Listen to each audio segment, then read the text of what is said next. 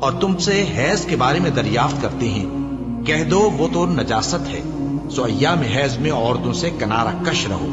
اور جب تک وہ پاک نہ ہو جائیں ان سے مقاربت نہ کرو۔ ہاں، جب وہ پاک ہو جائیں تو جس طریق سے اللہ نے تمہیں ارشاد فرمایا ہے ان کے پاس جاؤ۔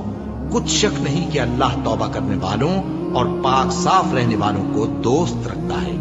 تمہاری عورتیں تمہاری کھیتی ہیں، تو اپنی کھیتی میں جس طرح چاہو جاؤ، اور اپنے لیے نیک عمل آگے بھیجو، اور اللہ سے ڈرتے رہو، اور جان رکھو کہ ایک دن تمہیں اس کے روبرو حاضر ہونا ہے۔ اور اے پیغمبر، ایمان والوں کو بشارت سنا دو،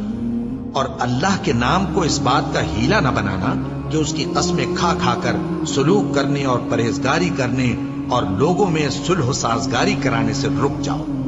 اور اللہ سب کچھ سنتا ہے، جانتا ہے۔ اللہ تمہاری لغو قسموں پر تم سے مواخذہ نہیں کرے گا، لیکن جو قسمیں تم قصد دلی سے کھاؤ گے ان پر مواخذہ کرے گا، اور اللہ بخشنے والا ہے، بردبار ہے۔ جو لوگ اپنی عورتوں کے پاس جانے کی قسم کھا لیں ان کو 4 مہینے تک انتظار کرنا چاہیے۔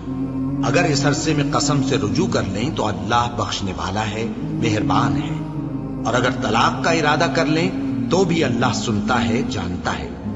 اور طلاق والی عورتیں 3 حیض تک اپنے تئیں روکے رہیں،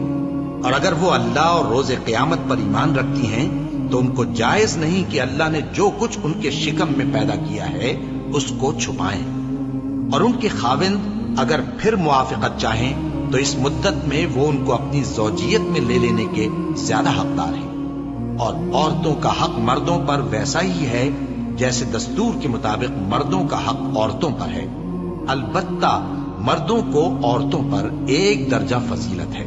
اور اللہ غالب ہے، صاحب حکمت ہے۔